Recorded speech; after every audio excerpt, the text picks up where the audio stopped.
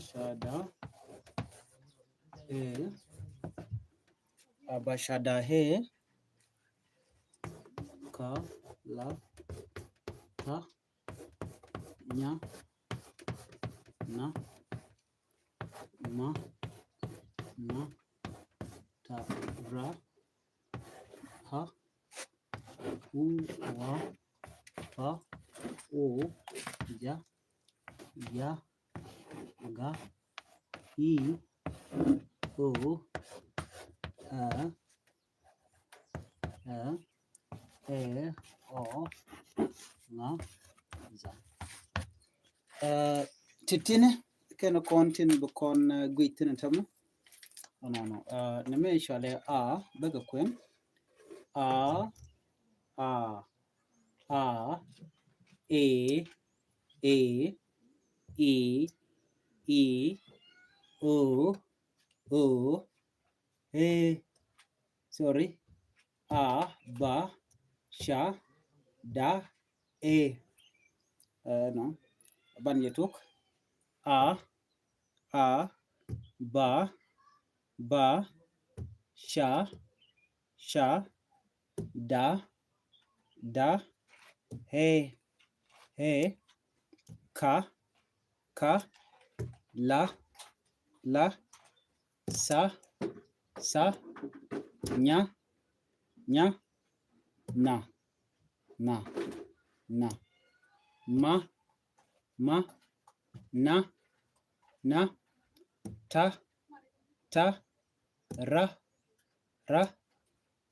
o ja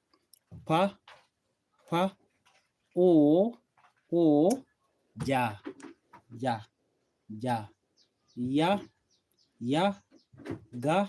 ga i o ha e o nga za ba kwene kel ban kulu we kan yidodian non abashada he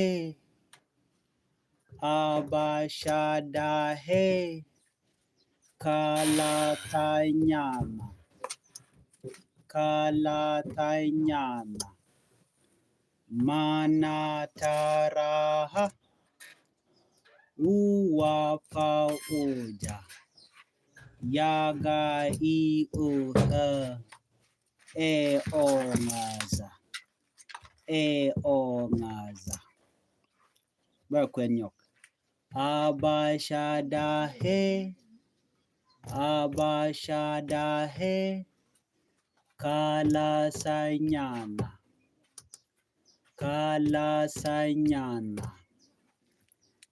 manataraha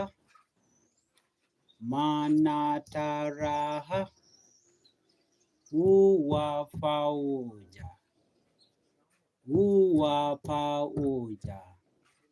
yaga i oha ongaza adinen kon gati chala keno ken ka banetongna kan banetongna ti gede tinde bu kon ken ti gede bagol gwata mente chalka bane yual ko bi agmaj neme bayolka neme chala neme chala he bayolka neme chala o bayolka neme chala u bayolka neme chala o bayolka neme chala ha bayolka neme chala bayolka neme chala o bayolka tinen kon gete gwase me tichano goltine chala ken ken ngune de kon cholo ken ka bane tin chol kon ke bane yuale a he u o to kon ke sorry to kon ke hi gwade men i o ha e o kedi tin chala ke bane yuali no ka bashada he mo kon ngetin chal ke re ban ba gar pingwa tame re ban a ke ha ka tin men telemu mi chal ke ha me janengu men chal ke re baka mo kon ka he tele na me chal ka tele ha man ja pine cha ke no na me ne he na me rip chal na me he cha pinde ke teleje mo kono ko o te tin ka te o tin te ga kelma te jor ta maka ka mate jor chwale di chwale ho na me chwale ho re baka ka basha dai ko teleje re gwata mene mo kon yo jien chi kon lat ha jen te jor ko ha jatin ka ha jatin gwat me te kon ke me te ke ban dangro di tel keja ti mishal ke ne me shwale kamro dien mishal ke di shwal ke ne me teleje ke ne teleke kujemo ne me ne re baka ka ne me mu re baka ti ka mu tel bogwad mu bokon ne en bonyok ko bokon ko do dan ko le mu telo no ka tine re baka man do dien men bana nyok minen kona ketel gwata me mi chana ben ka yo kona jigono de to ho na me to te jor na me chwale ho na me enono mo kon ben yo ka mi chal ke mi hi ame te ga mi te jortin en men te jor chwale na me ne mu na me ya ga hi ha hi me teleje gwado mo de kon jigono ko ngune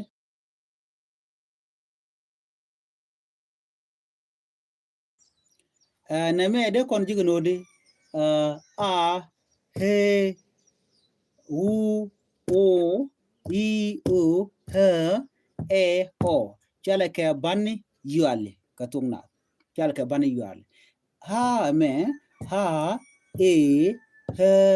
ho he ho chala ke no ken kedi chala ke re bane titini ke re bane titi na me ne chatara ke okay ha ke ke ha na gwal me ke ho ke ke ha ke ho ke di chala ke no ken kedi chala ke re bane no bana ka chot ke ti ko kon ko we ke mi dodien ko guru no bana ngaja la to ko no tum ngari ba gwa ke de gaja gwariya wada na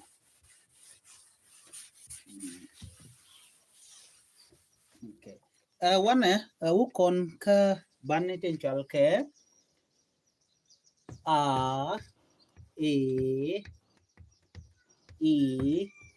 o u wa ya ba waya ba pa ma na nu chala na nga na nga sorry ba gargo tiaka ko chama nga na nga nya ra da za ta sa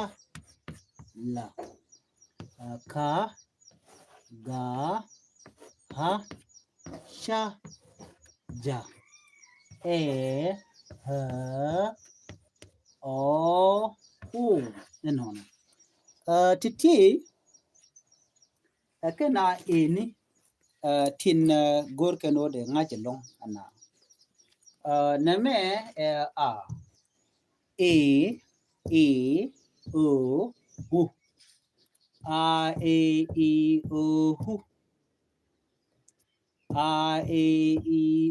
hu waya ba pama na nganyara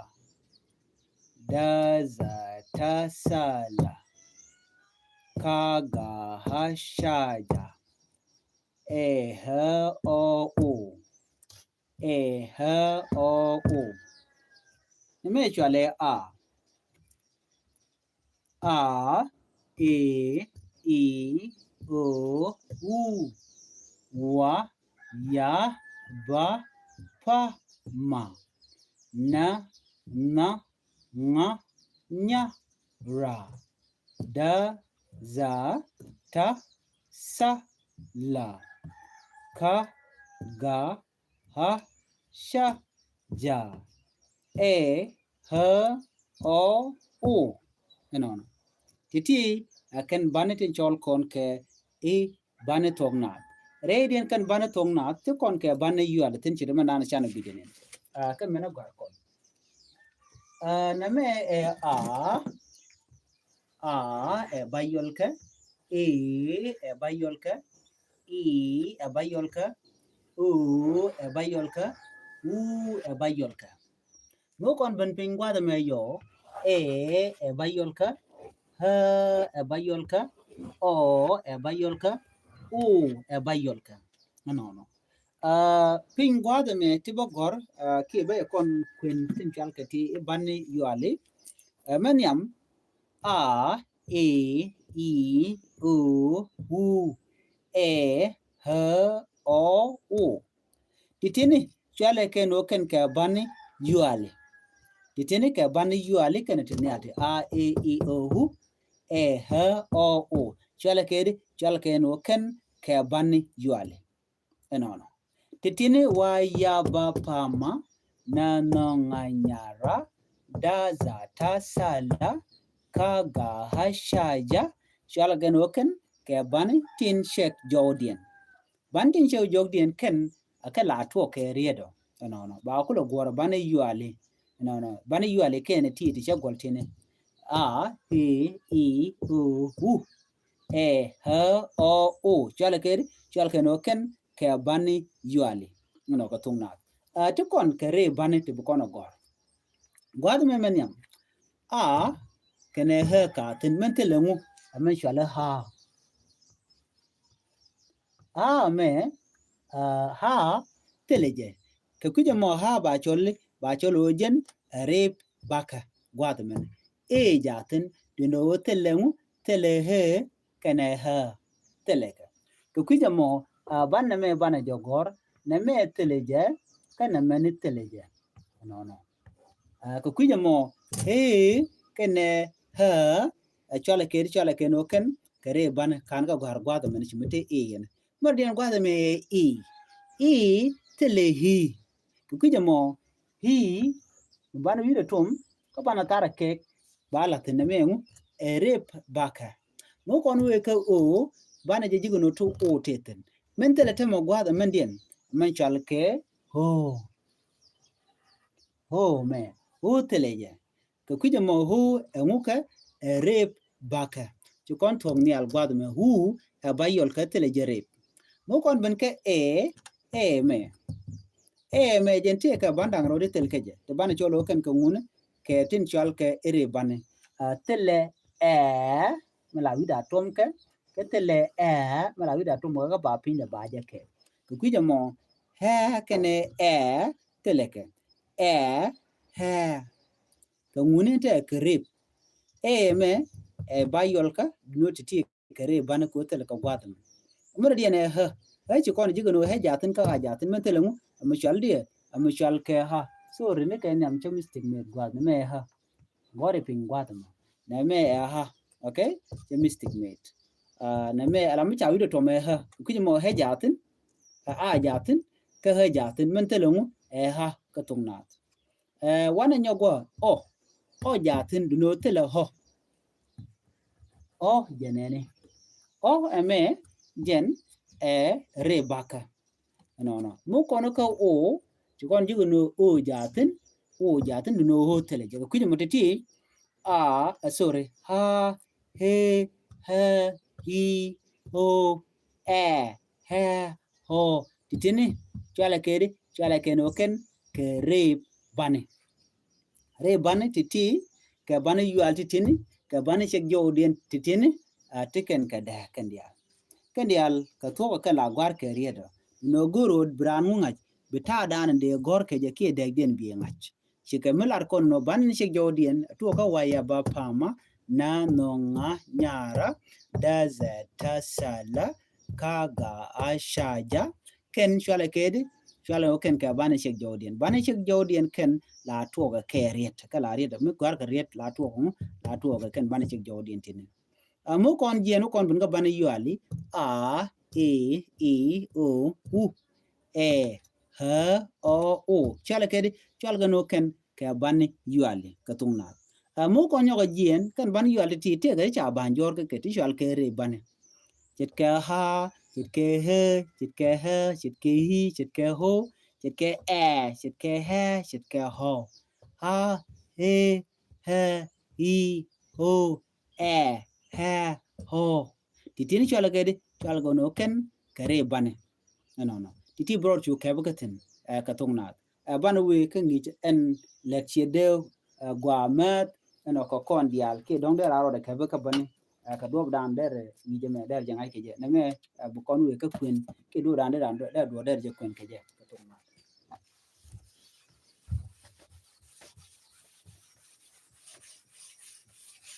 ya te kon ke te bu kon ngai gwa zo ke te ga tung wan dong der dan der ro ke ka ten to go ro bi gwe ka dob dan der gwe ke je no jane to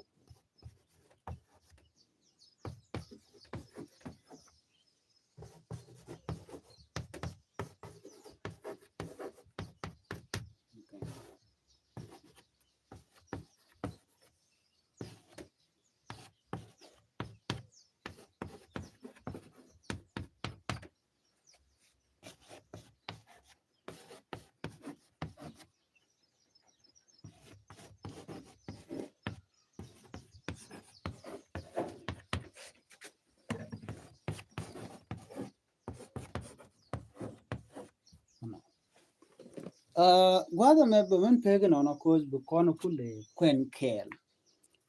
me ro ke be ka ba men ya me chale ba ka a ba me chale ba ka a chale ba dob dan der kwen geja ba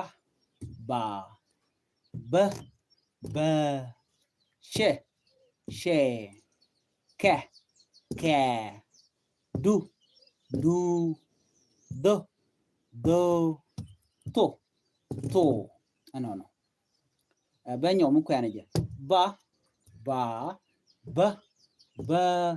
she ke du do to no titi de ken nge ka do ba dan de dor no deri pronounce ke je ki deri kakaja jetem mlar ko na gwada me ene me nyama me mi chelele ni ba mi che mo ka ran ta gwada me da la ba no ba me mi che mo ka da la ba no na me ba mi che la mo ka sata da de chole bet no ki mi che jen ba mo ba ka ra cha ber ba me mi che mo jen ta ka ra bo da ber na me she dong de mo ka dor bo mo dong de gore she no na me she mi chi mo ka dore chech dong che de ben bo ki ri de la tin dong de ben ke de gor ke na me ke dong da ker kera na dong da ke point de ri karwa de kana me ke ri karwa na me du mi ja mo ka sa de la du dong de kondolel mi dong de chat ke dut no na me do ke dul na me do kon la dol na me to dong de kon kala da chwa to na me to ke to no mi shi guje ka di ro de ke ka lum tin ka ta dan gor ko men yam we dan di men yam di nan ka je ki di kwen ke je so na me bar bak ber sher she ker ke dut me dut dol tok to no di ro ke ka tin ka ta dan di na mo di ngai ke je ko di ali la go no ba ngai ka gwaran ya gor ka mi shi gor long da ji lo ka long ka titin te ga goro de ran da ka ngaje long ka tung na men jo ka dong be nyot kon gwa te me ba gwariya ka dong da goro de char bo de la pin long ko ke na kon bom bom atin goro de ran da ka ngach ba yu gor go ko ngai kon dial ka jen a ke o ke e ke he ke o no ke i no ke u ni me da chwa u me lot kan ne me ne ha ke ha ne me o ke ho ne me e na ke ha wi tom pi ne ke ne me e tom wi de and then ke ha cha pi ne ke ne me o ke ho ne me i ke hi ne me u no no mi jene guje ka gwa da mo de ke je kan ta ano cha ga gor ka chat ke no te ri cha gor wi dien te dong ti de nga chi ne me ta me cha pi ne cha ke ko cha pet dong de chu mo je ne na na me dong de chu mo je ne okay men yam na me cha le a he ha men yam no mo ke re nyam a he ha o ho e ha e ha o ho i hi u no no benyo kwenyok a he ha o ho e ha ha o ho i hi u no no titini chala kede chal kano ken mat re bane kana bane yuale mare bane kana bane yuali ajen gwari na mane ci kono kula kamrar ko bran ka ngachete na me de chola a nembo a na me a bu no mala de den jenen na me cha wi de cha tom so be jo be je ger ba chole ha na me ne ha na me ne ha na me pone ko cha pine ke ba chole ha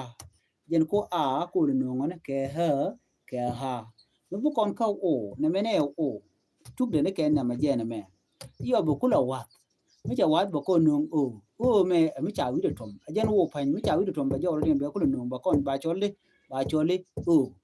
ne ma bo jen o du no ba jo de nung mi cha pin cha ke ba chole ho jen te ke o ho no no o ho ne bo e me cha wi de tom ba chole ne me ba cha wi de tom ko cha pin ke ba chole ha ha no no ha ne me ni he cha wat cha wi de la tom gwa da me ka cha wat ka cha pin de ke mi cha wat cha wi de tom ba cho le na mi cha wat cha pin de ke ba cho le ha no no ne me cha le o ne ga tuk de mi cha wat yo ba pin de ke mi pin de ke ba cho le ho ne me e cha ke ne cha wi de tom ba cho le mi cha wat ba wi de tom ka ba pin ba ke ba cho le hi jen te ke hi ne me ne u karwa de u te le rib de u jen chunga ala bayol ka ka tamba ne kon gwa mo ya ko mat kel kan yalan bayol ka kan ke bane yale kan bane kon chal ke rib bane ya mat kel kan u kon no na men tama so bi ngaje no de a ha o ho e ha ha o ho i hi u no no ne me de ro ja ko bi kan ngaj ke de tin ko bi kan ko lo ka mu ka tong na mi jiram jidit gwasa me kan wala language school gor no jin bichar al buja gor ko bititi bi kan mat men gor lo ngode lat gwasa me ngene ne men gor no bi a ka ba ka sha da he bi kan mat ka gor bi a e i o ke wu bi ngaj bo ko kenen content gor ko gwada men ene bana nyogo jek no kan ni do dien goro jin bichar al bi nyane ko ken en bi ata kamal bye bye